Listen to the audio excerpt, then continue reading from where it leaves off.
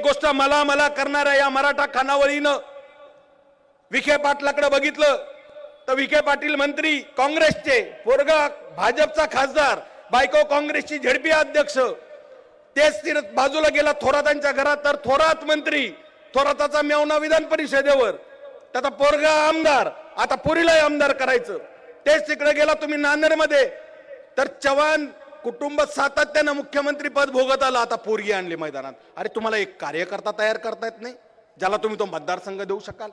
हे सगळं जे काही चाललंय याला सगळ्यात महत्वाचं छेद देण्याचं राजकारण कोण करत असेल तर ते बाळासाहेब करतायत. आणि मग आपल्या विरोधामध्ये हे सगळे लोक उभे राहतात, काही लोकांना विकत घेतात आणि विकत घेऊन म्हणतात की ही बी टीम आहे.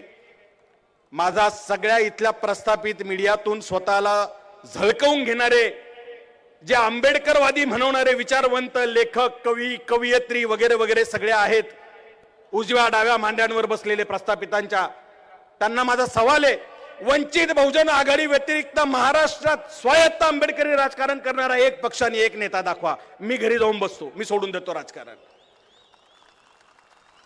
बाबासाहेबांच्या नंतर आंबेडकरी चळवळ, आंबेडकरी राजकारण पुढे नेणारा एकमेव नेता बाळासाहेब आणि एकमेव पक्ष वंचित बहुजन आघाडी, आणि तुम्ही त्याच्या विरोधात उभा राहता. तुम्हाला आमदारकी हव्यात म्हणून, तुम्हाला मंत्रिपद हवेत म्हणून, तुम्हाला एखादं महामंडळ हवंय म्हणून, या तुकड्यांसाठी तुम्ही समाजाला विकायला निघालात. या गद्दारांना लक्षात ठेवा, हे समाजाचे आणि चळवळीचे गद्दार आहेत.